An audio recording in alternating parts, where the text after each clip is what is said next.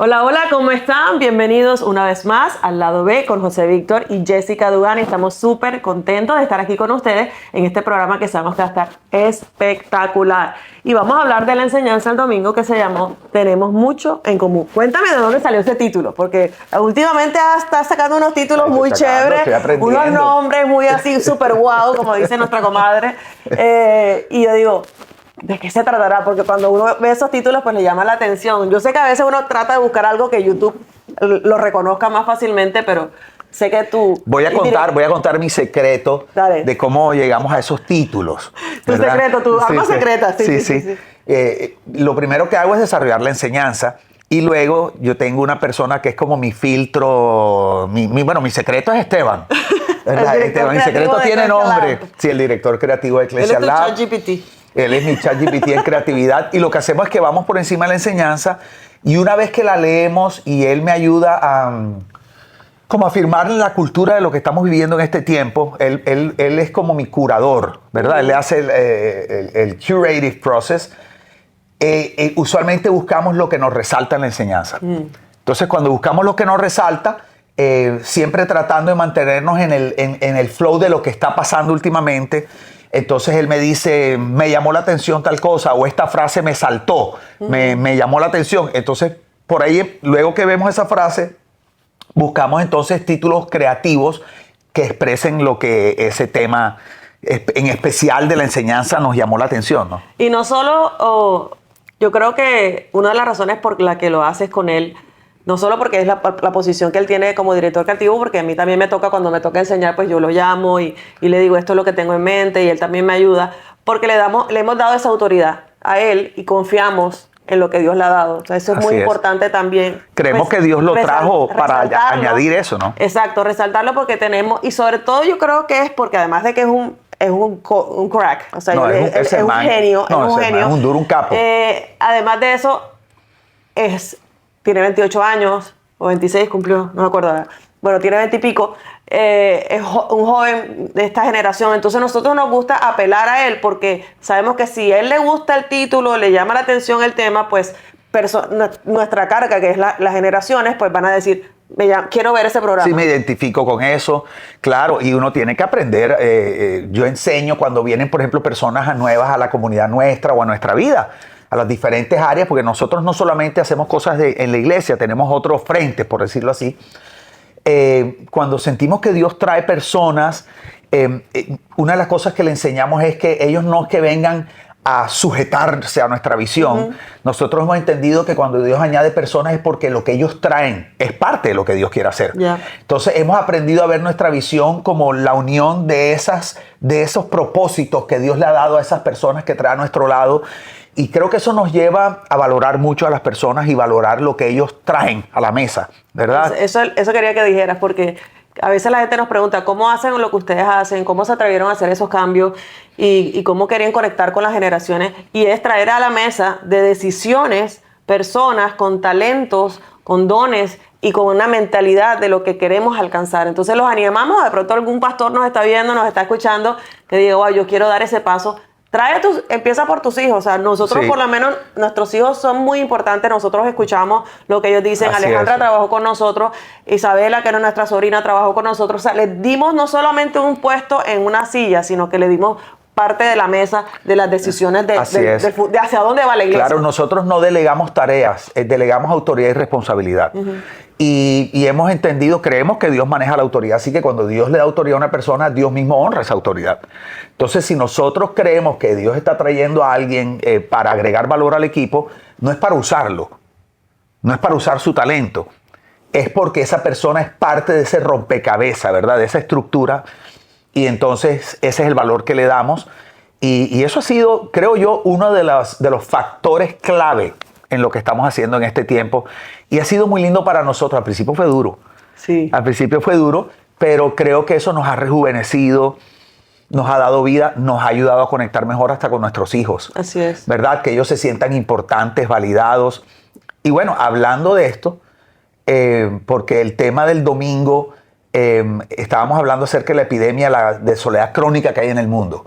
Y me parece tremendo que hayamos comenzado hablando de esto porque tiene mucho que ver con lo que estamos viviendo en este tiempo. Y es una de las cosas que le enseñamos a nuestros hijos. Y hemos entendido, creemos que Dios está trayendo a alguien para agregar valor al equipo, no es para usarlo, no es para usar su talento, es porque esa persona es parte de ese rompecabezas, ¿verdad? De esa estructura. Y entonces ese es el valor que le damos. Y eso ha sido, creo yo, uno de los factores clave en lo que estamos haciendo en este tiempo. Y ha sido muy lindo para nosotros. Al principio fue duro. porque estamos en medio de una nueva generación que se siente sola y se siente desconectada. Entonces... o sea, la generación más conectada digitalmente, pero más desconectada emocionalmente. Emocionalmente, desconectada generacionalmente, desconectada familiarmente con sus padres. Llegamos a un restaurante, tú puedes llegar a en cualquier lugar del mundo, básicamente, pero lógicamente si la ciudad es más cosmopolita, más grande, como lo es Miami, las ciudades importantes, tú puedes llegar a cualquier lugar y encuentras una familia sentada en una mesa y en vez de estar interactuando, cada uno está en su dispositivo electrónico. Eso es súper normal hoy, pero eso es terrible.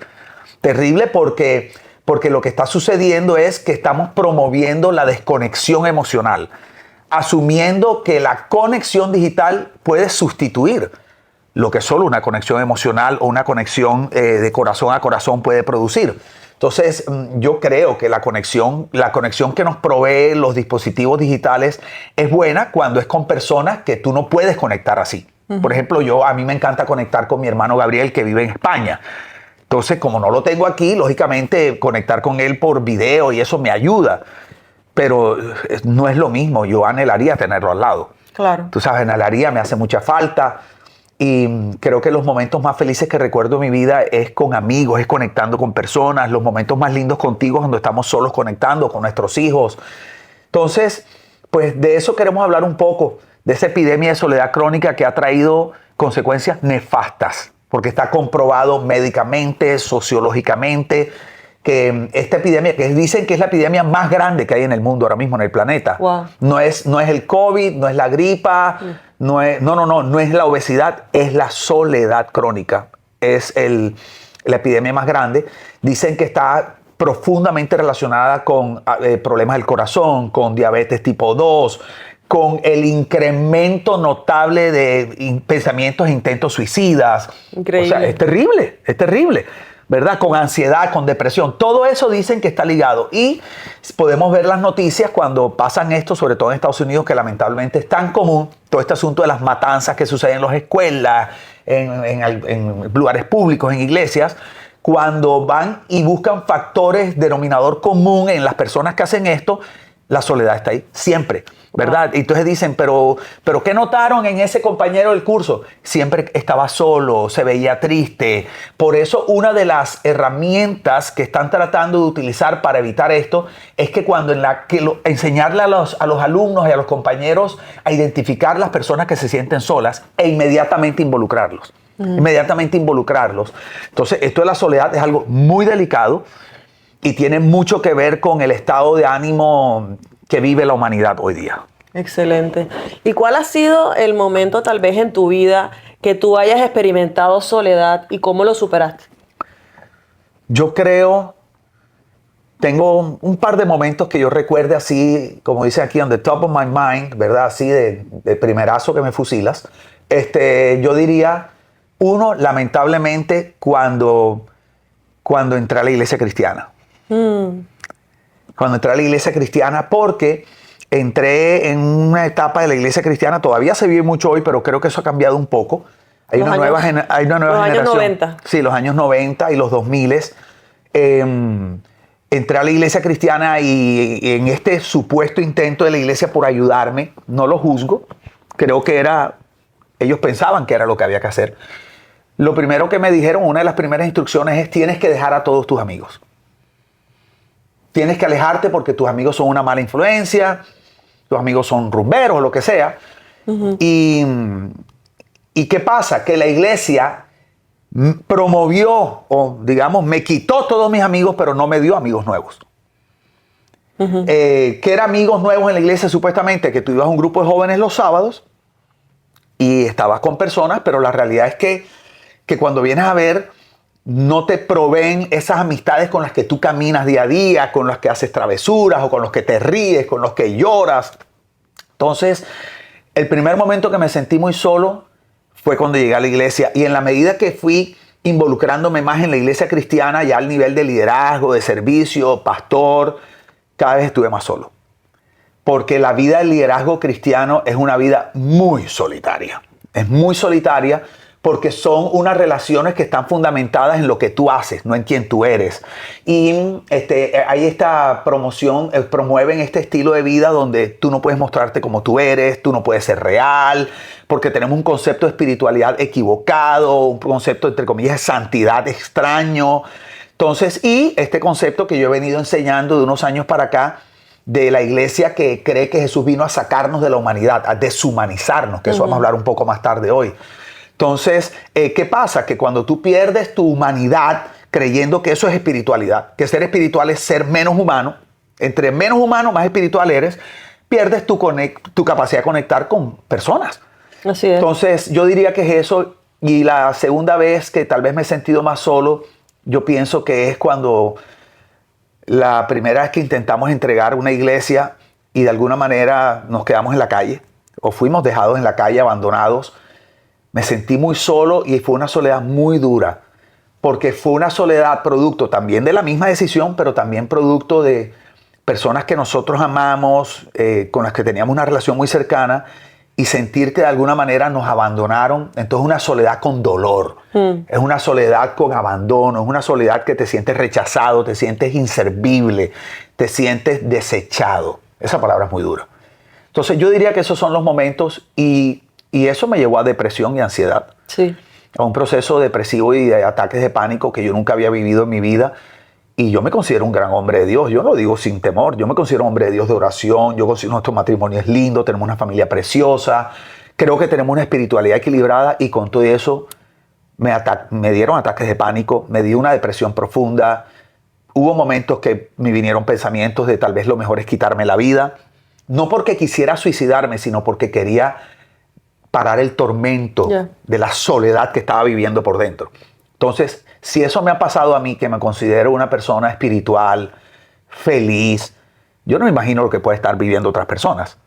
Quiero aprovechar como defensora de la salud mental y psicóloga y coach que si tú estás pasando un momento de soledad, un momento de depresión, un momento de ansiedad, busca ayuda. No te quedes solo o sola. Rompe el silencio. Dependiendo del lugar que estés, nos estés escuchando, nos estés viendo, hay teléfonos de emergencia para ayuda. Y si necesitas información, escríbeme y con mucho gusto te la hago llegar. Claro. Porque no sé qué parte me estás mirando y que sepas que no estás solo y tal vez te llegó este podcast o este video y te dices, wow, Dios me está hablando, tengo que empezar a hablar con alguien, tengo que empezar a acercarme a alguien, tengo que empezar a buscar ayuda para no llegar al punto de una soledad extrema donde puedas terminar quitándote la vida, porque es una realidad que vivimos los seres humanos hoy en día y las tasas de suicidio son muy altas.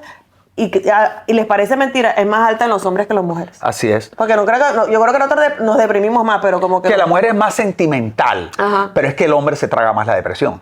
Entonces la mujer vota, la mujer habla, la mujer chismea, tú sabes, lo que sea. Llora con la novela.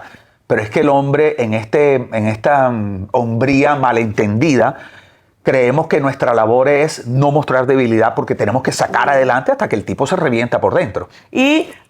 así como dijo José, yo estoy de acuerdo con él. Yo creo que la persona que se suicida,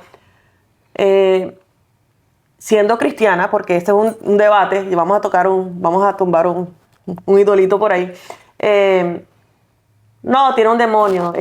La persona perdió la salvación. No, la persona se arrepintió. Yo creo que así como cuando tú te mueres de un ataque del corazón, te falló el músculo, o sea, el órgano del corazón te falla, deja de funcionar.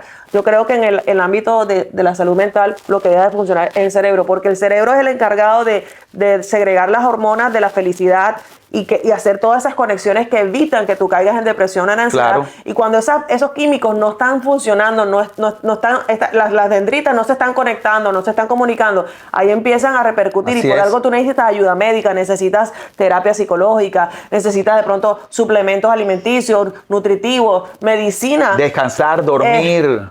Ayuda profesional en las diferentes áreas para que eso empiece a generar, porque por ejemplo, oír música, sale la endorfina, las hormonas de la felicidad, salir a caminar a un parque, abrazar a alguien, abrazar a tu perro. Son pequeños actos que tú empiezas a hacer y eso empieza a desarrollar, pero hay casos que son tan críticos que necesitan ayuda médica. No le tengas temor a las pastillas, no le tengas temor a buscar ayuda, porque puede salvar tu vida o la de un ser querido que esté pasando por este momento ahora mismo. Entonces, creo que es importante que hablemos de eso porque a veces sobre espiritualizamos este tipo de situaciones y yo conozco pastores que no creen lo que yo te acabo de decir y que ellos predican Muchos. todo lo contrario a lo que yo acabo de decir.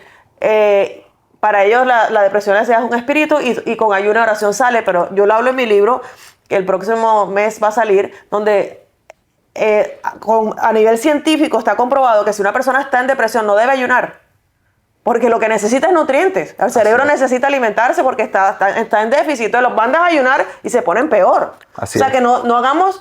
de una experiencia que de pronto te ayudó a ti, hacemos una doctrina y dejamos a la gente sin herramientas, entonces la gente se siente culpable, no quiere hablar, no quiere decir lo que está viviendo, y ahí porque va a ser juzgado. y ahí tenemos que meter temperamentos diferentes, personalidades diferentes. Hay personalidades que son, por ejemplo, más disciplinados.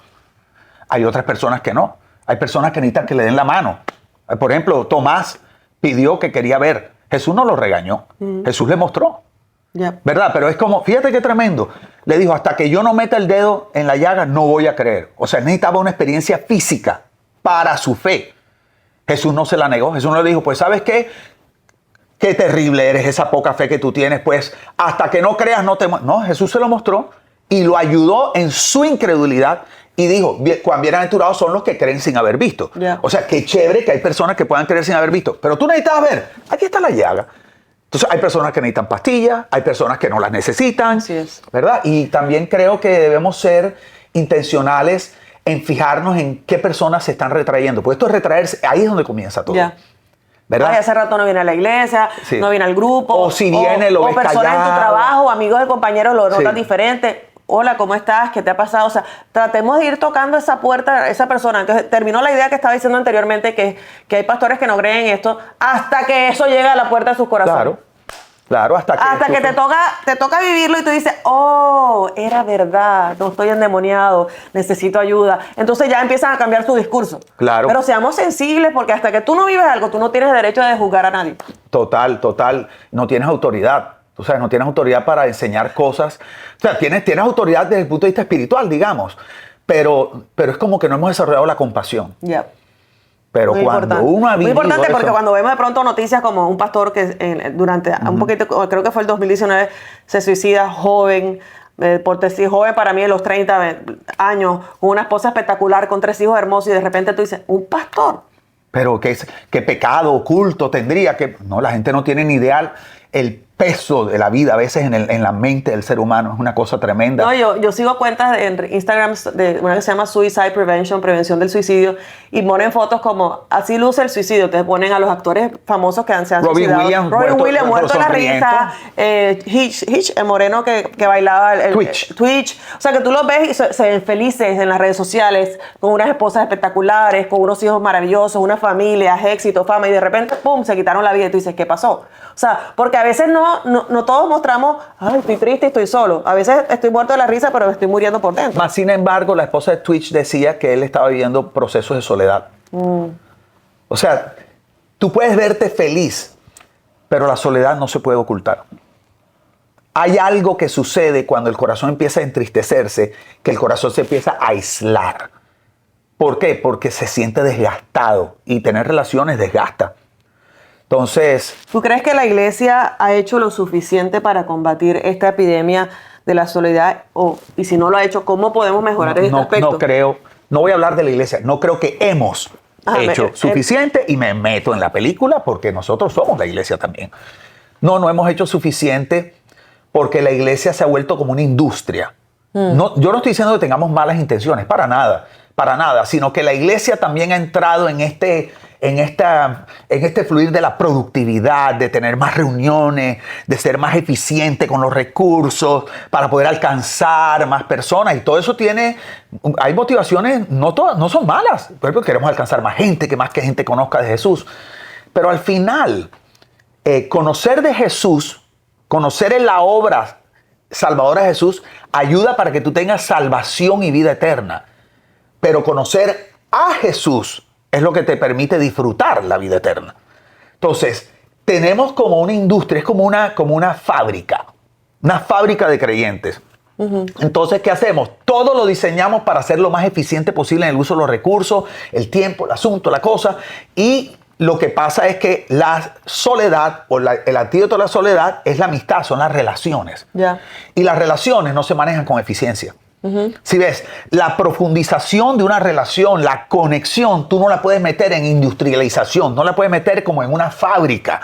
Entonces, ¿qué pasa? Llegamos rápido al lobby de la iglesia, pan, entramos, el asunto, tal, llega, enseguida comienza la reunión, todo está oscuro, todo está negro, o lo que sea, no le ves la cara al de al lado, solo le ves la nuca al de al frente, tal, en algún momento se miran. Eso no es desarrollar una relación. Eso es un evento. Eso es un evento que se sucede en un espacio específico, en un tiempo específico, con una duración específica y una liturgia específica. Eso no da el espacio para conectar, para hablar, para conocer. Entonces, la iglesia, yo creo que no está haciendo lo suficiente, porque la iglesia ahora gira en torno a esa fábrica que produce creyentes. Ya. Entonces, para la iglesia poder empezar a hacer algo, la iglesia tendría que volver a la esencia de la iglesia primitiva. No me refiero a la esencia de paredes, porque yo creo que hoy la iglesia hoy tiene cosas que son mucho mejor que la iglesia primitiva. Pero la iglesia primitiva tenía algo que es lo que le falta a la iglesia hoy, y es la esencia de comunidad. Porque esa iglesia, como estaba recién inaugurada por Jesús y los discípulos, esa iglesia está como purita en la razón de ser. Su esencia. Esa iglesia existía para ser una comunidad. Y desde la comunidad, las personas que se iban añadiendo, porque dice en Hechos capítulo 2, el último versículo, creo que es el 32, si no estoy mal, dice que Dios seguía añadiendo a la comunidad las personas que iban siendo salvas. Yeah. Pero como nosotros pensamos en iglesia y tenemos concepto de iglesia, paredes, liturgia, pero fíjate que la palabra que se usa ahí es la palabra comunidad. O sea, Dios no añade una institución, Dios añade una familia, a una comunidad. Y luego esa comunidad expresa el amor de Dios y va atrayendo a otros.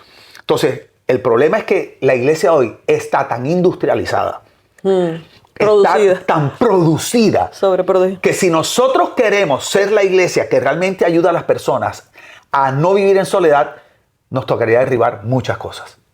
Nos tocaría cambiar muchas cosas, y yo no creo que haya muchos pastores o líderes dispuestos a derrumbar lo que les costó tanto construir. ¿Verdad? Entonces creo que preferimos seguirnos engañando de que lo estamos haciendo bien, lo cual yo creo que hay iglesias que lo están haciendo bien y todo esto, pero las estadísticas no mienten, los números no mienten. Así es. Las estadísticas dicen que todo este asunto de suicidio, divorcio, todas estas estadísticas adentro de la iglesia son iguales o mayores que afuera. Entonces nosotros tendremos que preguntarnos, ¿por qué un lugar donde se conoce el amor de Dios, donde hay una verdad poderosa y restauradora, porque la hay? Porque Jesús dijo que Él había sido ungido para darle vista a los ciegos, para libertar al cautivo, para anunciar el año favorable del Señor. Tú dices, ok, ¿por qué el lugar donde está esa vida de Cristo, esa verdad, por qué las estadísticas no son diferentes afuera y a veces son peores? Esta es mi opinión, esta es mi hipótesis. Yo creo que son peores porque cuando una persona llega a la iglesia se expone un mensaje súper esperanzador. Y la persona dice, aquí sí va a cambiar mi vida. Wow. Pero al pasar del tiempo no cambia. Y yo creo que la persona dice, ¿sabes qué?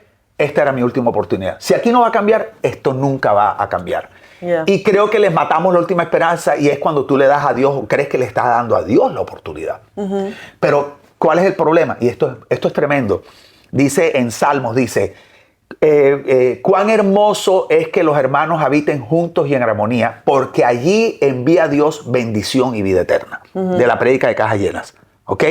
Allí. Mira qué tremendo. Cuando los hermanos habitan, dice, están juntos y en armonía. Juntos, estar en el mismo espacio geográfico. Armonía es cuando se ha generado una cultura de compartir. Lo que hablamos en el podcast, creo que el pasado, si no estoy mal, de la diferencia de dar y la diferencia de compartir, cuando algo que era mío ahora es nuestro. Pero ¿cuál es el problema? Que para compartir se requiere tiempo, se requieren espacios donde se promueve el compartir. El compartir genera un compromiso y una reciprocidad, porque ahora hay un vínculo que nos une y ambos tenemos, como el matrimonio, ambos tenemos que luchar por esto. Sí. Un evento de domingo no genera vínculos de unidad.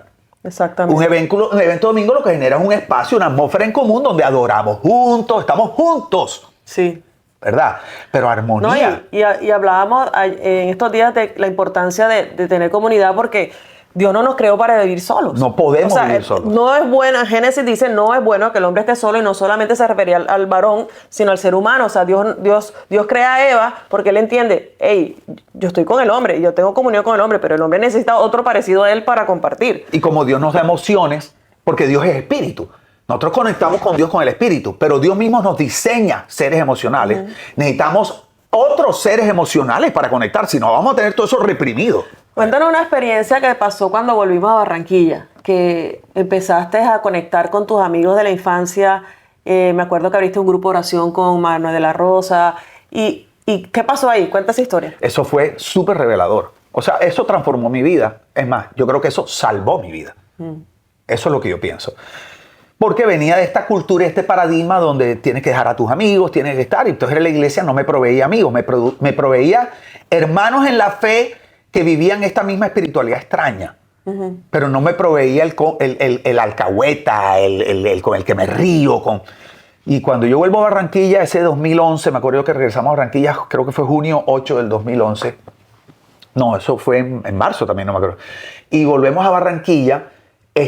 Yo me acuerdo que iba en el carro, iba caminando, ¿no? Y paso por la tienda, una tienda de esas de esquina, ¿verdad? Que en algunos otros países de Latinoamérica le llaman bodega. Y me encuentro con un grupo de amigos míos, estaban tomándose una cervecita y tal. Y cuando yo veo eso, ellos me dicen, José, ¿tú qué haces aquí? Y me invitan y yo me siento ahí con ellos. Y en esa interacción con amigos de mi pasado que no eran creyentes. O sea, ellos no conocían del Señor seguramente pertenecían, de pronto eran católicos y eran creyentes, pero digamos no compartíamos la misma espiritualidad, por decirlo así. Y pasé un momento increíble. O sea, me he reído y pasé el momento más feliz que había pasado los últimos años de mi vida. Con gente no creyente, con gente, pero yo no estaba haciendo maldades. No, estaba compartiendo. Haciendo comunidad, como lo hacía Jesús. Por eso le decían amigo de pecadores. Porque él hacía comunidad y él conectaba con gente que no conocía, o sea, no eran espirituales. A mí me pasó igual cuando nosotros empezamos a caminar con Jesús. Yo tenía 16 años, yo me estaba graduando del colegio alemán de Barranquilla.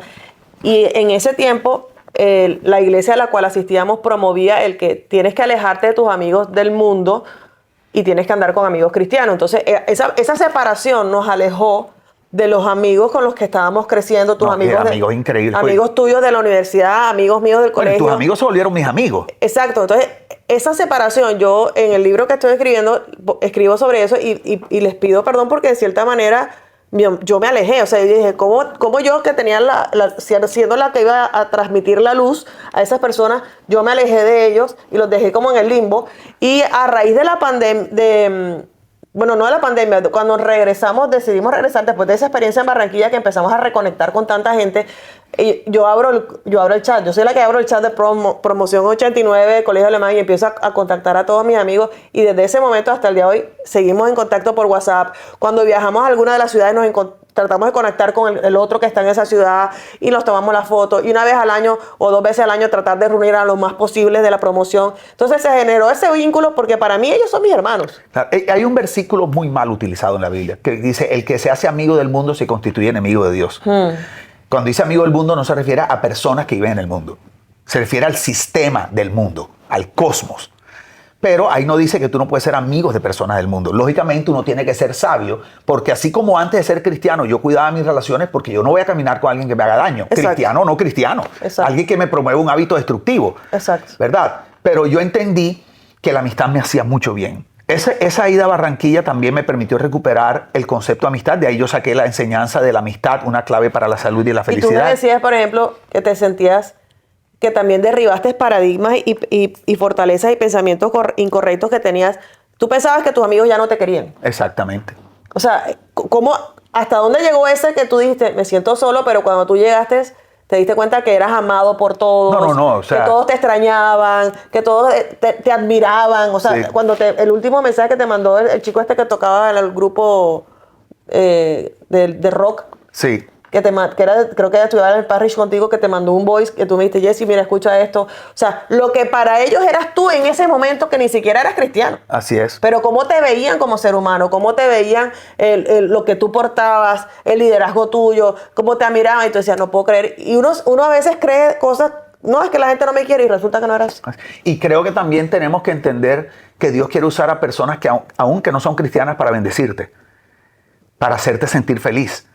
Es mentira que solo podemos ser felices metidos en esta burbuja evangélica, que por eso a mí me dicen que si soy evangélico y se me paran los pelitos y yo no quiero identificarme con eso. Y yo digo, soy cristiano, soy un seguidor y soy un hijo del Padre. Tú sabes, y trato de tumbar todo eso. ¿Por qué? Porque a mí mismo me sirve entender que yo no pertenezco a esa burbuja. Y qué cosa poder aceptar que Dios te puede abrazar y darte cosas maravillosas, aún espirituales, a través de personas que no conocen de Jesús. Así es. En la enseñanza tenemos todo, tenemos mucho en común. Hablaste de la desconexión. ¿Qué consejos prácticos podrías dar a alguien que está aislado, estamos hablando de la soledad, pero que le cuesta socializar, le cuesta conectar con otro? O sea, ¿qué cosas le darías para que vuelva al track y empiece a conectar? Entendiendo que hay personalidades diferentes, hay gente que es extrovertida, hay gente que es introvertida, hay unos que les es más fácil conectar y hay otros que les es más difícil, pero entendemos que si es una necesidad y es una epidemia, pues tenemos que trabajar, poner de nuestra parte, porque la Biblia dice, el que quiera amigos debe mostrarse amigo.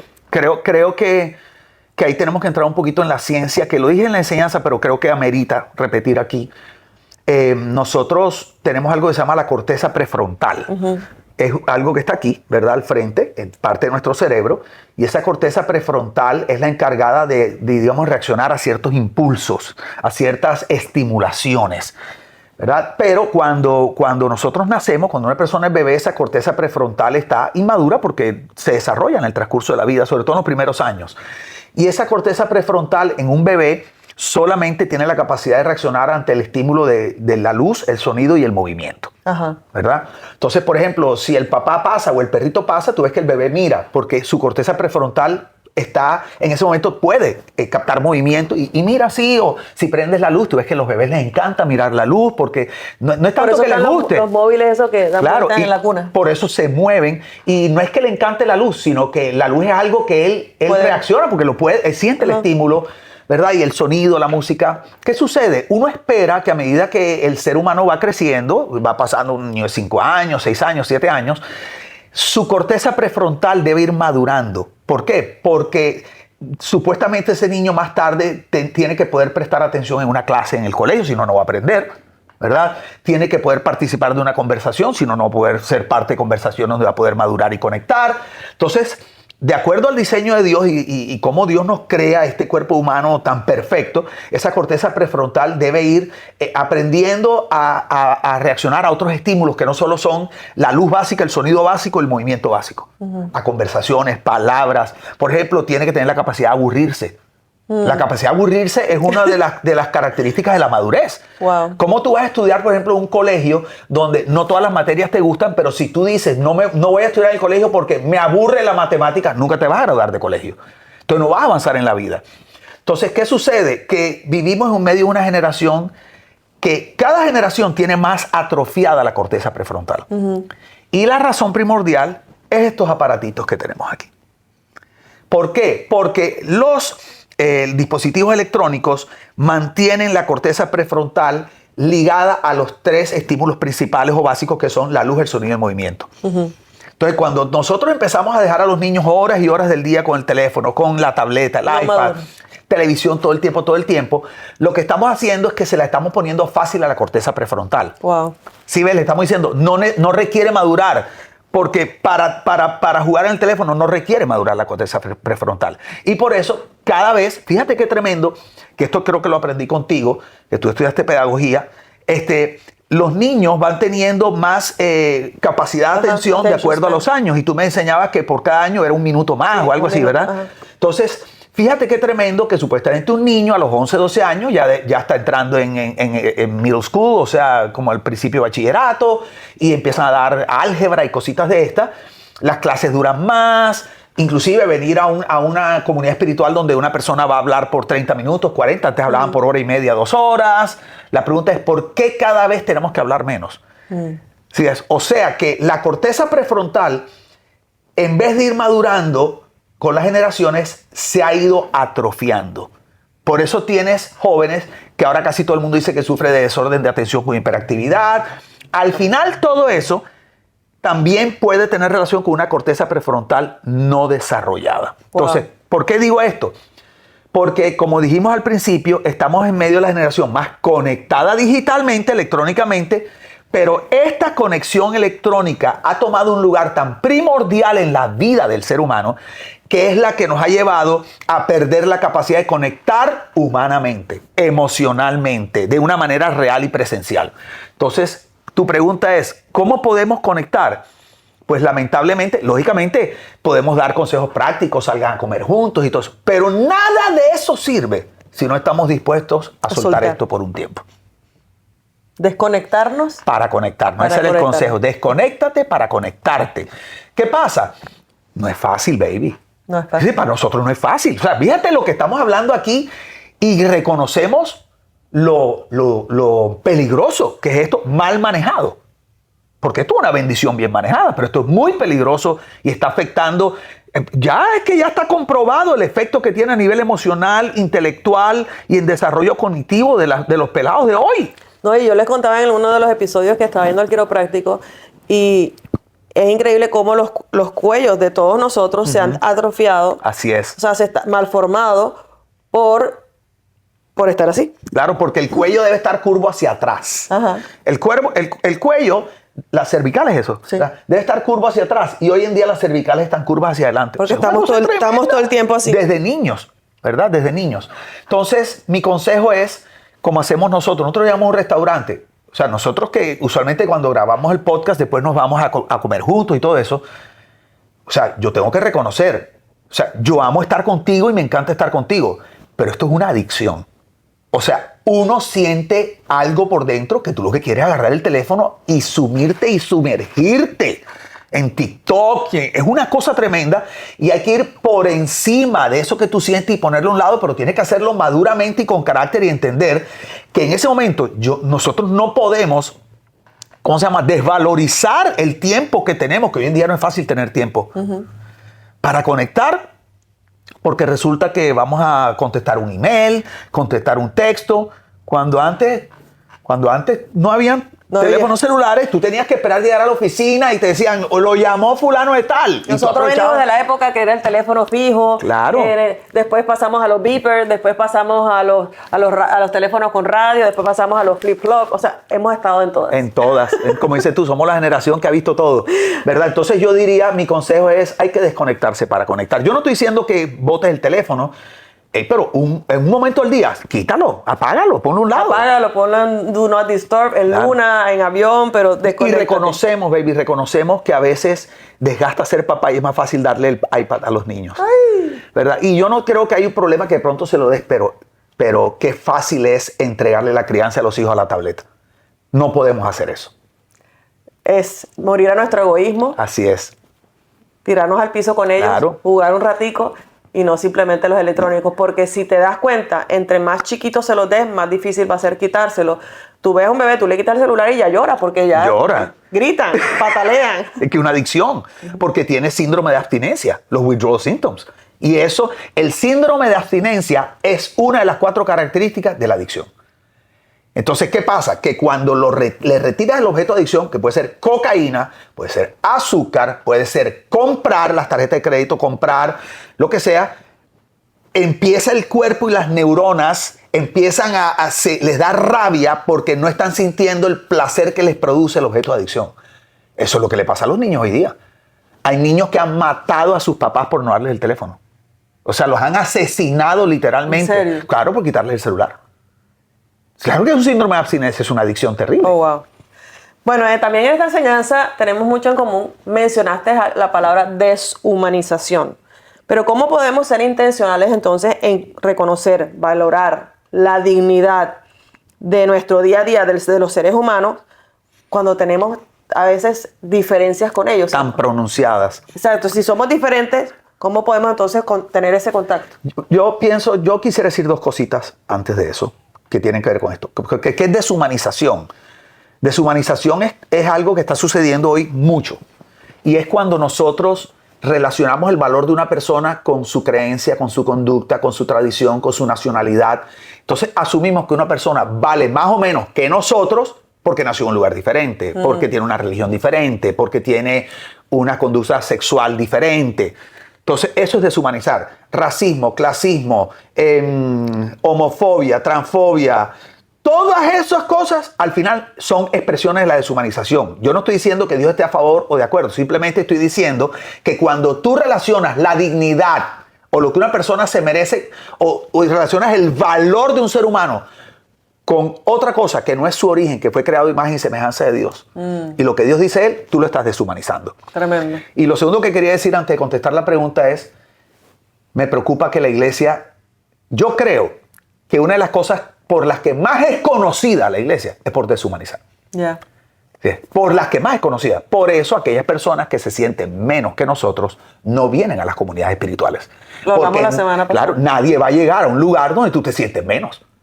Entonces, pareciera por alguna razón que a veces las comunidades espirituales, pareciera que intencionalmente nos propusiéramos hacer sentir a la gente menos, raros, diferentes, cuando Jesús hizo todo lo contrario.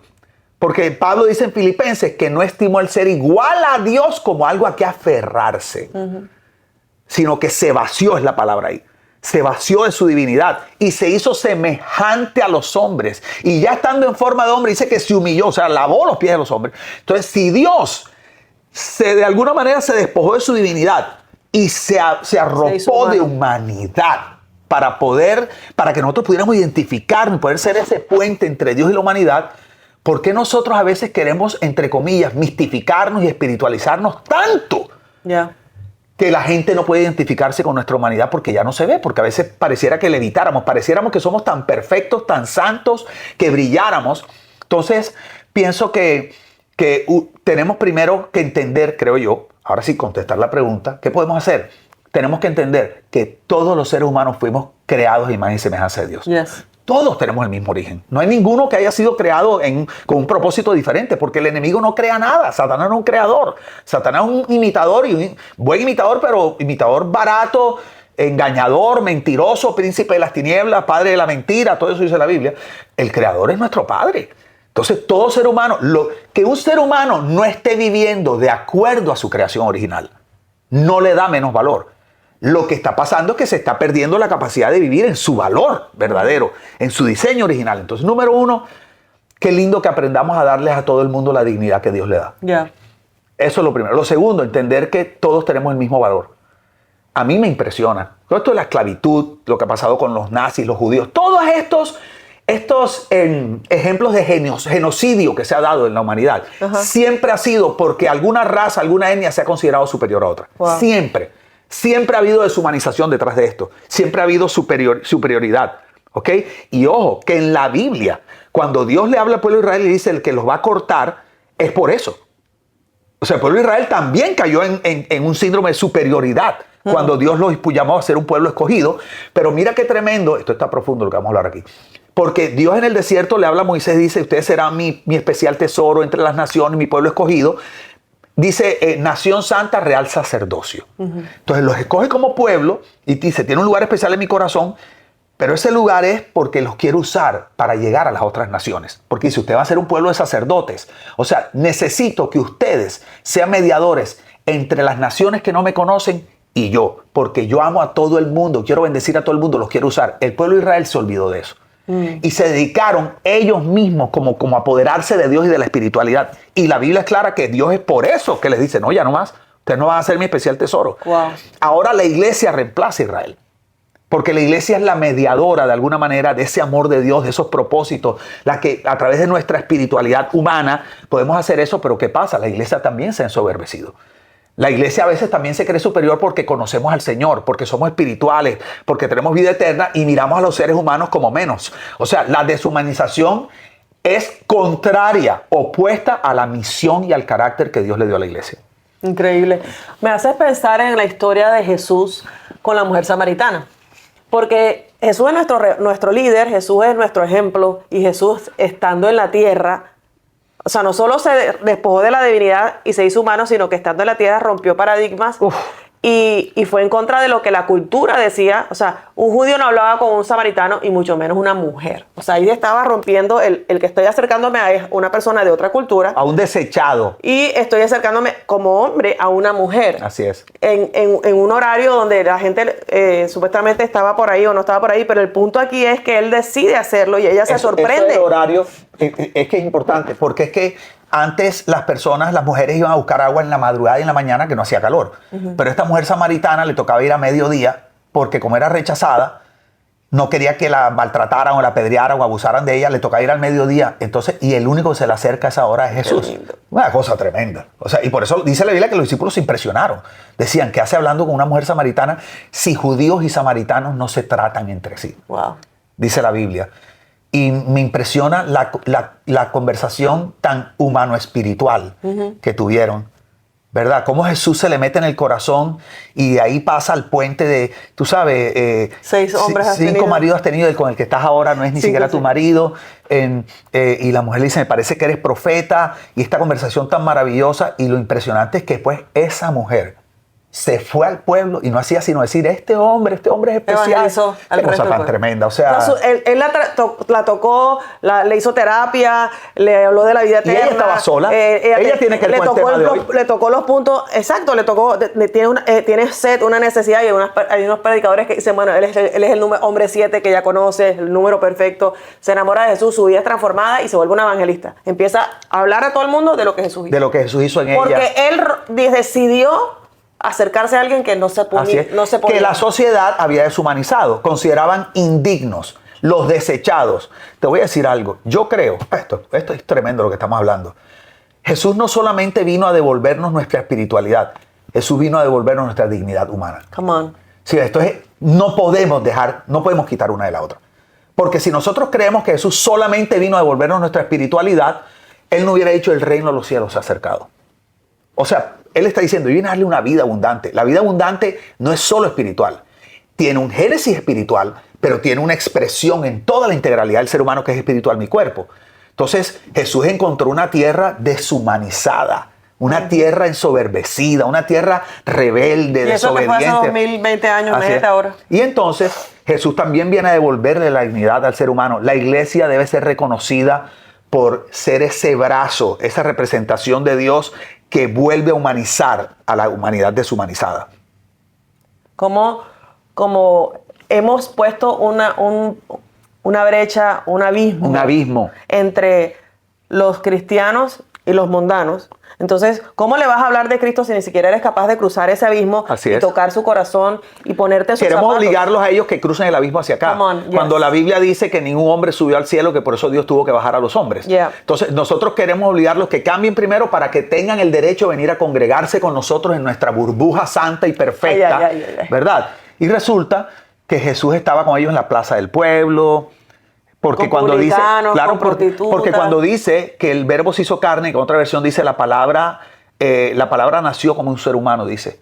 Y dice, habitó entre nosotros. Esa palabra habitar, que viene de la palabra tabernacular, significa que se mezcló en la vida cotidiana de las personas. Tú no te mezclas en la vida cotidiana en una iglesia, en la sinagoga.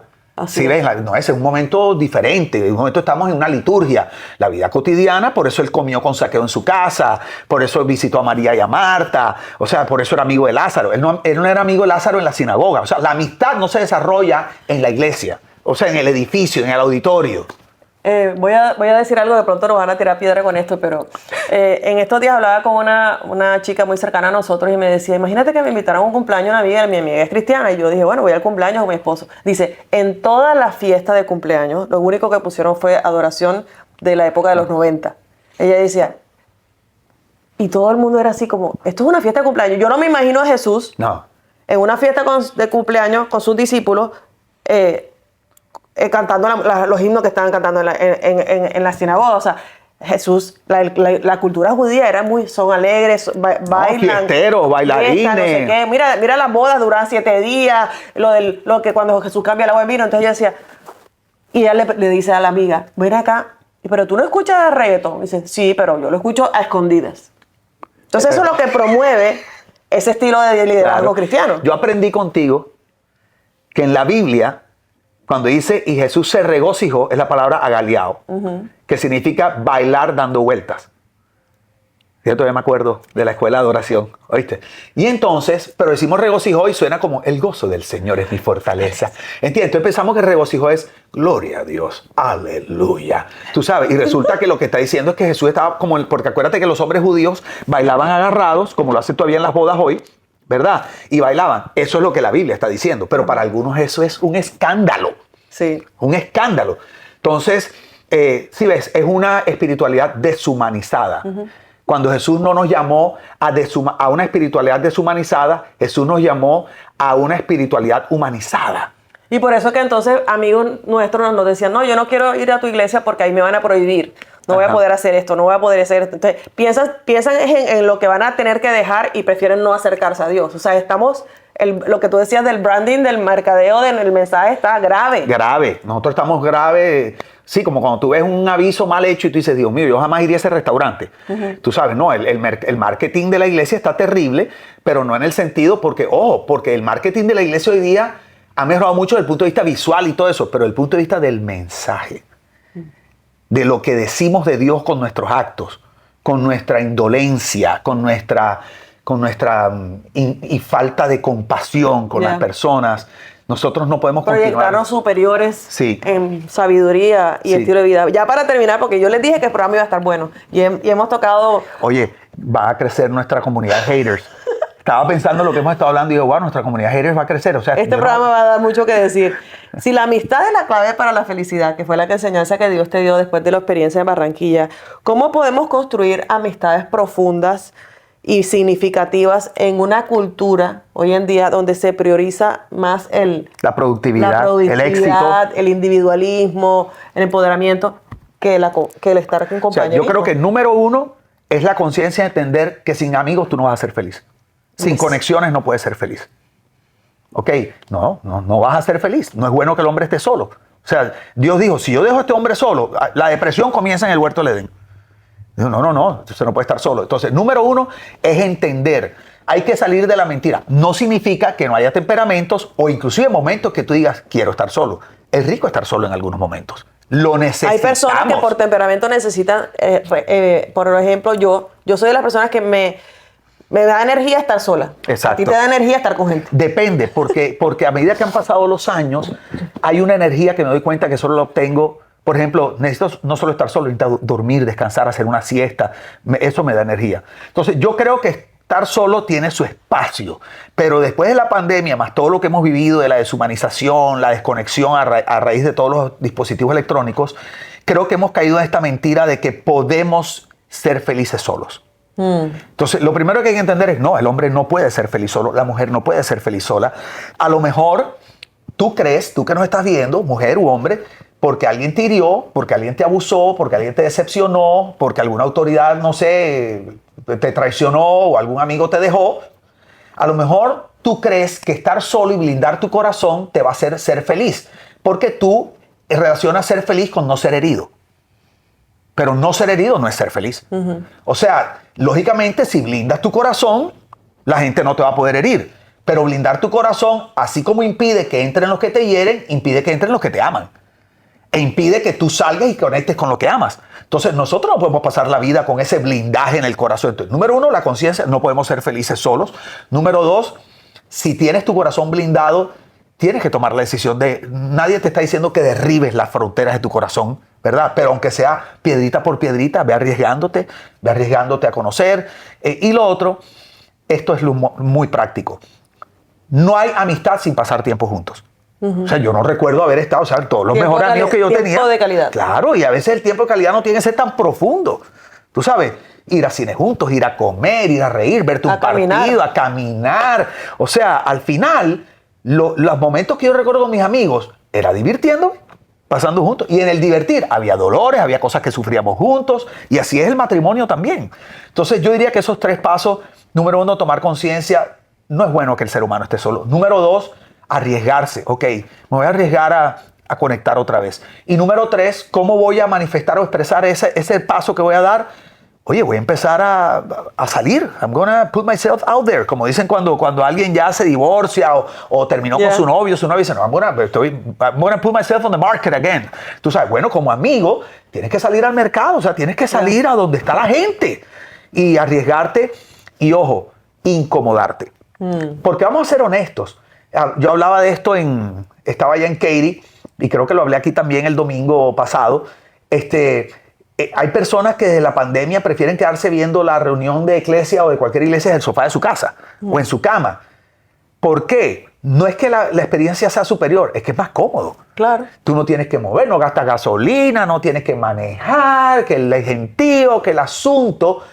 Pero ojo, No es ¿cómo lo mismo. vamos a permitir que la comodidad nos robe la conectividad? Come on. Eso sonó tremendo, ¿verdad? Ayer he dicho una frase que ya sí, estoy pensando, hay que retuitear. sí, no permitas que la comodidad te robe la conectividad. ¿Ok? No podemos, porque la amistad demanda incomodarse. Bajar las barreras demanda incomodarse, demanda fe, confianza. Pero oye, yo terminaría este podcast de hoy hablando de algo que creo que lo hemos dicho antes, pero por encimita. Yo le doy gracias a Dios que nos arriesgamos a conectar otra vez. Porque lo que nosotros estamos experimentando en este momento. Una bendición. Con nuestros pelados. No solamente nuestros hijos, nuestros pelados aquí, el 4x4. Aquí cada vez que venimos a grabar está Ronnie aquí detrás de cámara. Recibiendo de primero. Siempre conectando, quedamos hablando un ratico. O sea, yo estoy muy feliz con lo que estamos viviendo ahora. O sea, si no nos hubiéramos arriesgado a hacer lo que ahorita estábamos hablando, nosotros no estuviéramos disfrutando. Por ejemplo, tú acabas de vivir una experiencia que aprovechaste que me fui de viaje, hiciste una pijamada en la casa, ¿verdad? Y lo que tú me contaste de ese momento, o sea, ¿cuándo tú pensaste que ibas a volver a hacer algo así? Y esas pelas, pero mejor dicho, felices. Y como Dios, porque terminemos con el versículo, que cuán bueno es que los hermanos habiten juntos en armonía. Así es. ¿Verdad? Porque ahí envía Jehová bendición y vida eterna. Y lo que pasa es que en ese momento en la casa una pijamada donde tuvieron, o sea, todo eso era espiritual. Reír es espiritual, ver una película juntos es espiritual, tuvieron un momento de adoración, también es espiritual, no es más, es igual de espiritual. Se manifestó Dios. Así es. Y bueno, quiero terminar este programa lanzándote un pequeño reto. Sí, y es, ¿qué frase de hoy, de todo lo que hablamos hoy, te quedas con él? O sea, ¿qué te quedas hoy? Yo me quedo con, tengo que desconectar para conectar. ¿Con qué te quedas tú, Baby? Yo me quedo con no permitas que la comodidad te robe la conectividad. Excelente.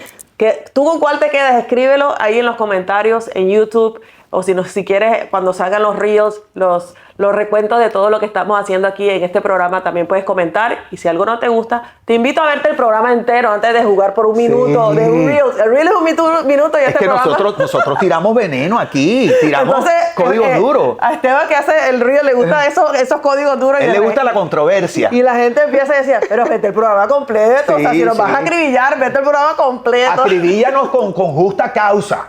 ¿Oíste? Pero es que a veces ven ese pedacito que está duro y lógicamente no tienen el contexto. Pero mira, yo le dije un día a José, mi interés es alcanzar al perdido, mi interés es alcanzar al que no conoce. Si ya tú eres cristiano y te molesta mi contenido, no nos sigas, o sea, no lo escuches, no lo mires. Si te vamos a hacer pecar porque nos vas a juzgar y nos vas a criticar, molesta, y te molesta incomoda. y vas a empezar tiqui, tiqui, tiqui. Oye, busca a alguien que Hay sea de tu mucho, tribu. hay gente haciendo cosas tremendas. Ajá, que tú te sientas a gusto con él. Y no, pero nosotros estamos cumpliendo una misión. Somos el Missing Link, estamos conectando las generaciones, estamos cumpliendo la asignación que Dios nos ha dado y no las vamos a dejar de hacer. Lamentablemente lo vamos a seguir haciendo porque el que queremos agradar es a Dios. Así que nosotros seguimos haciendo lo que Dios nos mandó a hacer. Y lo disfrutamos mucho, Y lo además. disfrutamos muchísimo. Somos felices. No queremos ser piedra tropiezo para tu vida, así que ya sabes. Pero bueno, ¿con qué te quedas? Escríbenos en los comentarios. Y si este programa fue una bendición para ti y crees que va a ser de bendición porque tocamos muchos temas interesantes, compártelo con un amigo, con una amiga. Ya sabes, suscríbete a nuestro canal, activa las notificaciones para que estés pendiente cuando salga nuevo contenido. Hasta la próxima. Dios les bendiga. Me encanta cuando dices eso. Lo dice tan perfecto. Chao, nos vemos.